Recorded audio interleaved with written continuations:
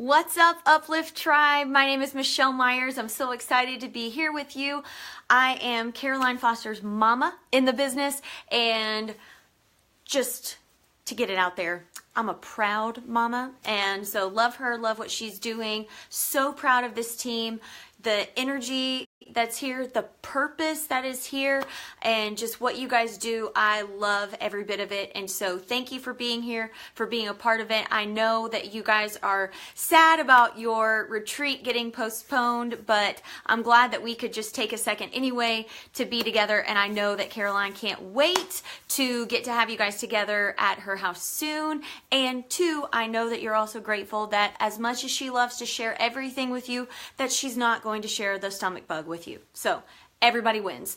But I wanted to take a few minutes. So if you guys are jumping on live, if you'll say hi real fast to let me know my sound and my audio is good, and just to make sure that I have comments that are working, because I definitely want to be able to take your questions. Wanted to be able to talk about something that I think is either a sticking point for people or just a clarity point of I'm not sure what works best. What up, Patrice? So glad you're here. So let's chat for just a minute about how free isn't free and the difference between value and money. Because I think particularly when your values come major into play in your business and you're loud about your faith and you run your business with a ministry mindset, it can get really confusing, or what's the right word? You can almost feel conflicted.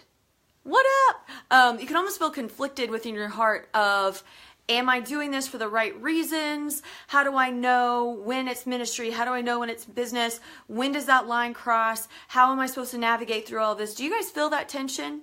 Let me know. Let me know if you feel that tension. Because I know that in the very beginning of my business, I felt that tension a lot. Business was new to me. Going for the ask and asking people for the business, it was something that I wasn't comfortable with. I had always worked in gym settings where somebody had already closed them membership wise, and so my only job was to serve them. And so stepping into the sales role was a different spot for me to be in. And so I want to give you a couple of different perspectives to think through, to kind of change your mindset to where you can be comfortable knowing what you do can be done with a ministry mindset for the purpose of still running a business, to not just benefit you, but to benefit your customers as well. There is a fantastic book that's called Business for the Glory of God, and it was written by Wayne Grudem.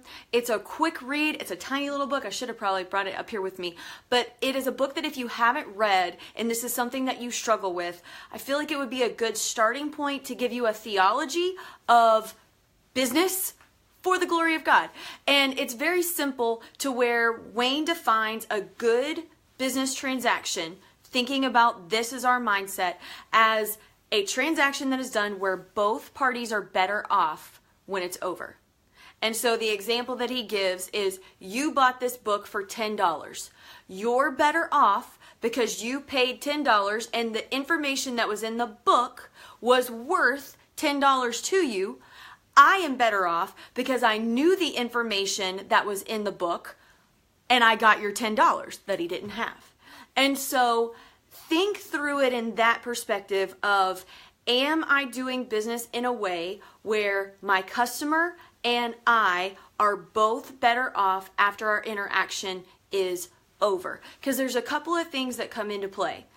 If you do this for a really long time and all you do is give and give and give, and people expect, and you still have bills to pay, and you still have needs for your business, and you still have all these other things, but you never accomplish those because it's not a mutual win, you will probably burn out and quit in your business. Now, it's not all about the dollar. It's not all about the paycheck. And if you chase a paycheck in this business, you will burn out. And the second that a prettier or more enticing paycheck comes along, you will run to chase that paycheck. And you will run from paycheck to paycheck to paycheck. And so hear me in that I am not telling you to chase a paycheck, but If you are trying to work this business so that you can stay home with your kids, so that you can pay off debt, so that you can start a college fund for your children, like money isn't bad. We can make bad decisions with money, and we can let money guide our decision-making processes, but money itself is amoral and is not bad, and we need it to be able to survive. And so you having a job that gives you a paycheck does not make you a bad Christian. Allow me to just say that, because I think that sometimes we start to get it really twisted and think, okay, well, if I need to be paid to do something, no. Understand that the people that are expecting you, or if you feel like they're putting expectations on you to work for free, they probably don't. And so the first thing that you have to ask yourself is, when they are getting something for free, what kind of a value and attachment does that give for me to do a good job? That's the first thing. If they're coming in for free, what is your value and intention of doing something for free? Now listen, I'm not talking about it's bad to run any free groups, a 5-day group, whatever. If you can do something to give people value, which I think this is the difference of where it comes in. I give away value constantly, because there's a difference between mind and time. And so what I look at what I do with my business is, I am happy to give of my mind as freely as possible. I don't know why some people would want to hear about it, but if I think of something valuable, I want to share it. So I don't necessarily charge for my mind. I share on social media, I have a blog, I do live video, all of those things. My mind, the mindset, the truth of what I've been convicted about as far as health and fitness goes, I give that away freely. What costs something is my time. The personal accountability, me understanding your story, holding you accountable to what you want to do, taking the truth and moving the truths that I share from mine to practical application for your life, coming together with you to give you a fitness plan and a nutrition plan and supplements that are going to complement your goals based on your needs. All of that requires time on my behalf. And so when I come in from a value perspective, if you've made an investment in me, I in turn make this investment in you, and it starts to become, ooh, y'all see that? There's like a light that comes and goes.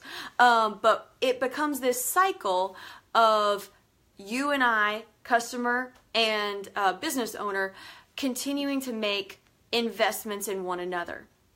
Now, the second thing is, if someone comes into your group and they have no investment, if they haven't put anything down that ties them in, how accountable are they really going to be, and what is their actual commitment level?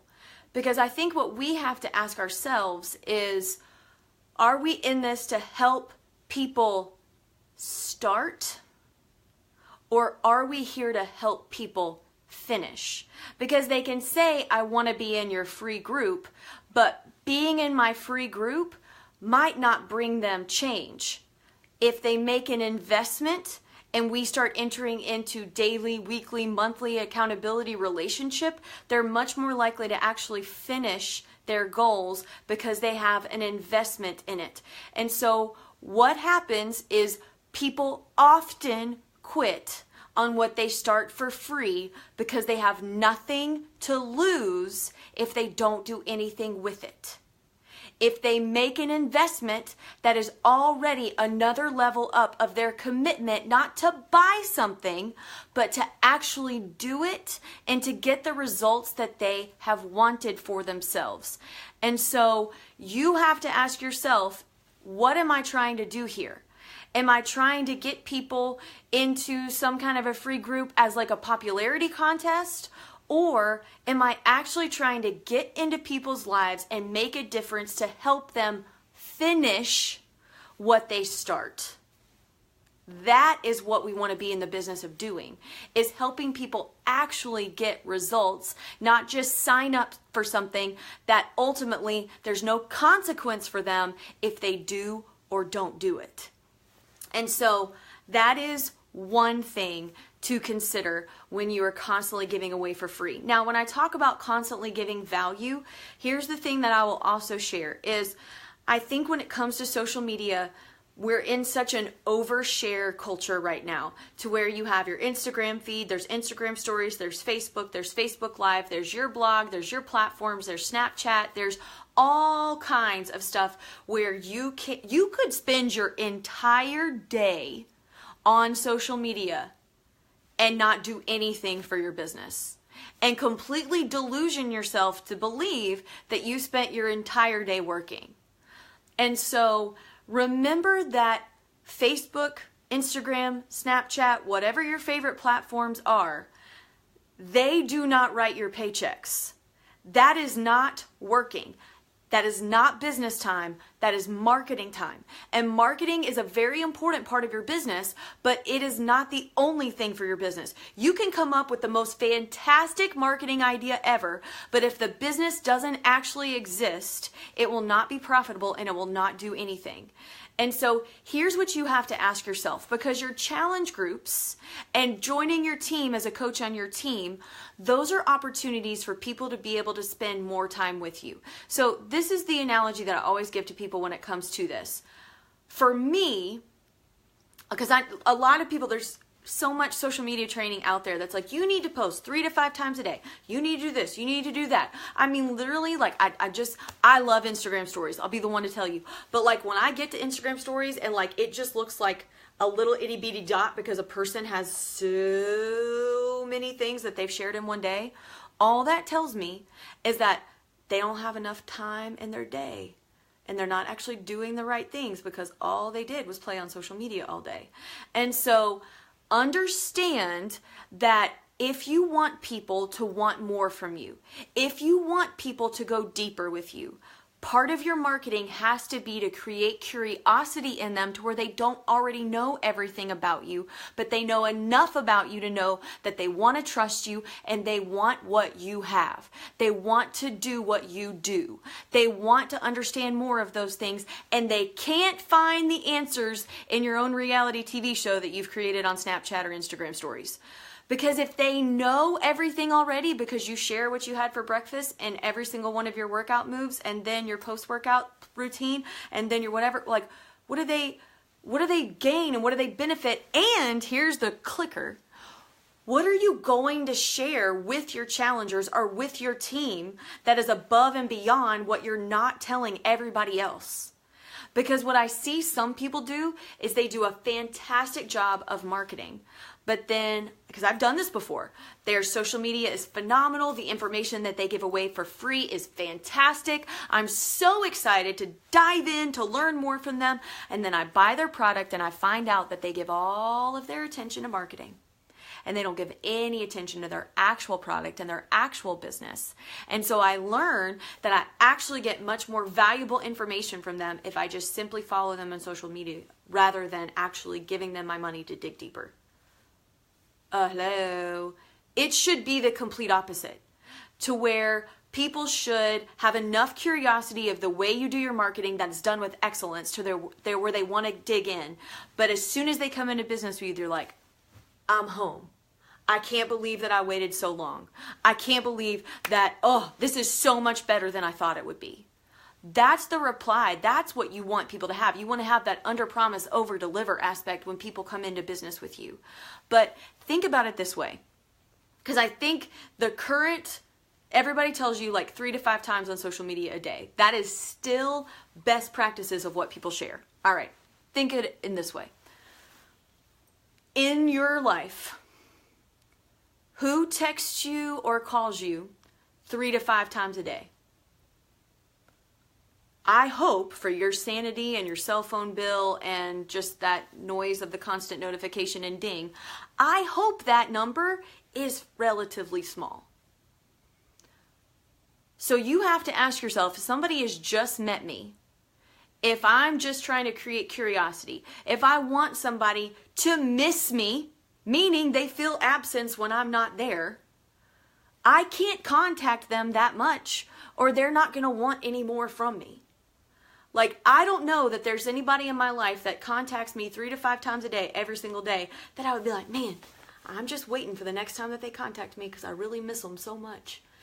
You have to give enough value away, but you also have to save enough to where the best information that you give is for your paying customers.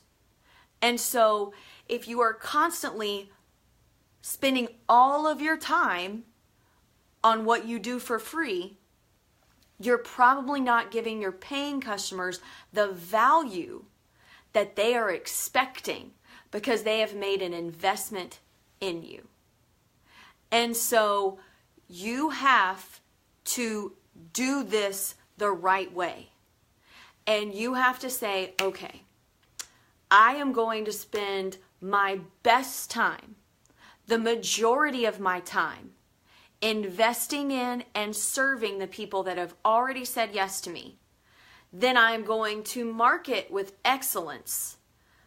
But if you spend more time on your marketing than you do investing in the people that have said yes to you, your business is going to have a really, really big back door. And you're always going to be frustrated because at the beginning of the month, rather than getting to build on last month's momentum because you've been able to retain the customers that you got last month, those people are going to not see the value in continuing to do business with you, and they're probably going to fall off.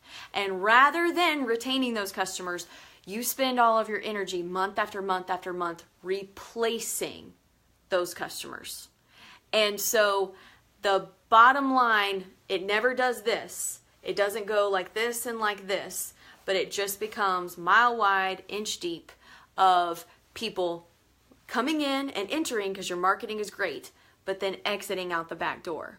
And so I found that people that don't have a proper understanding of money, because it goes both ways. If you are willing to give yourself away for free and you're constantly just, I'm doing this all the time, you're going to feel stretched really thin.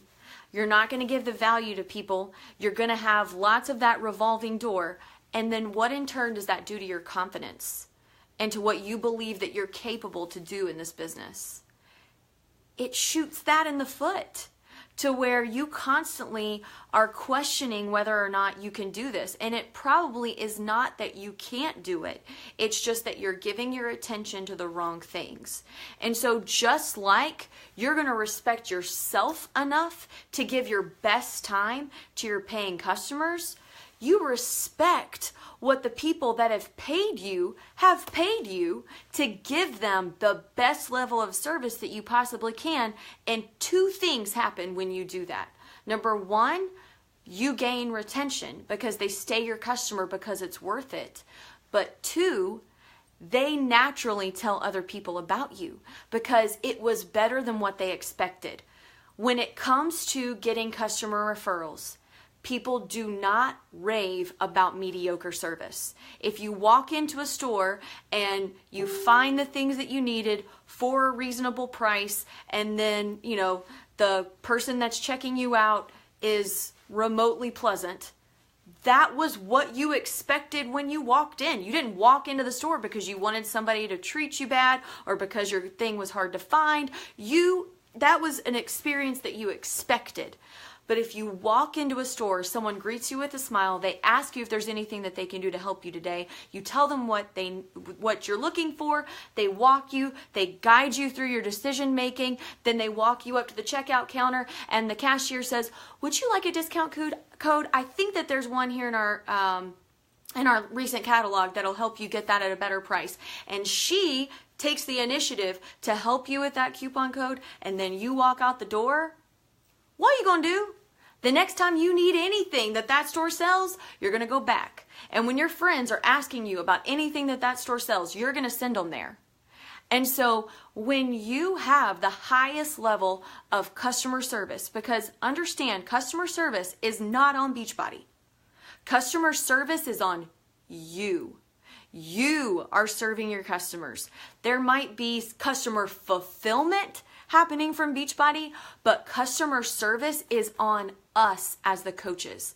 And so if you make it your personal mission to exceed every expectation of what people who do business with you, what they have.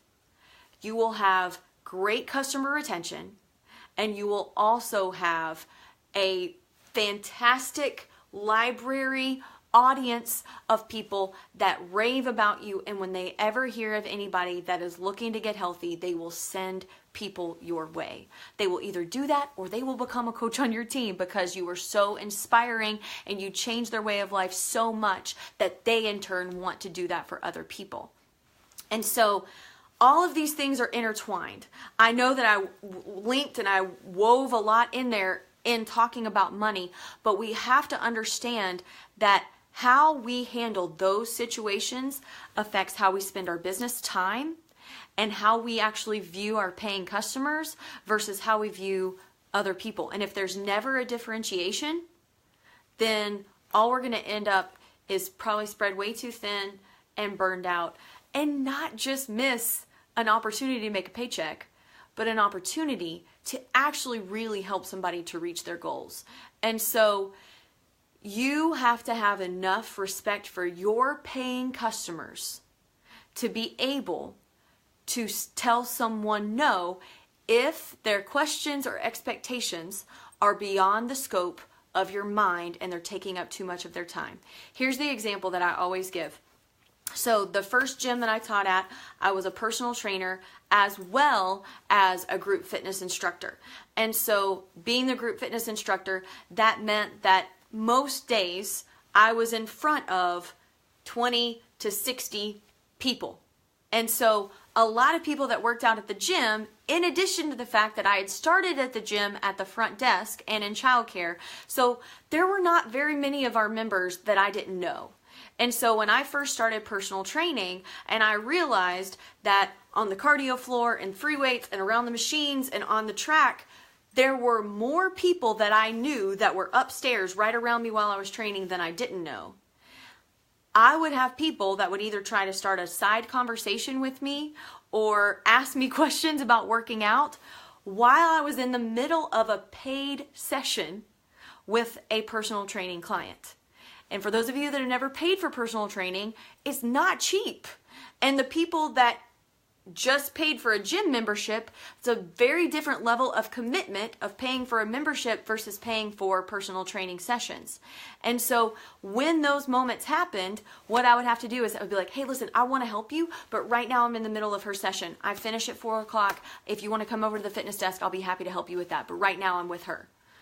I had to do that because if I had just answered everybody's question or had every single side conversation in the middle of a personal training session client that client had paid for, do you think that they would have paid money for another session with me? No, because they would have paid me to talk to other people. And so that's what I want you to ask yourself in your business is the people that have said yes to you, the people that are your paying customers, are they currently paying you to talk to other people that haven't paid you? Or are you spending your best time in front of them to give them their full investment? And so you do have an incredible opportunity to be able to invest in others. And so what this takes is it takes some confidence in you. And is everybody going to receive this in the best way? Probably not. You're probably going to have somebody that's going to get mad at some point, okay? It's probably going to happen.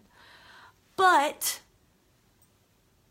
most people will respect you, and they will respect that as a potential client, that when they become a client, their relationship with you changes for the better, and that you respect those boundaries.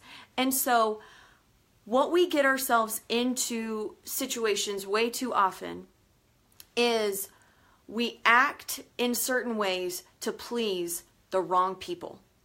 So if you are acting in the way to please the person that is never going to say yes to join your group because for whatever reason, versus acting in such a way that is going to further endear you to the right person, that's not going to take your business down the right path.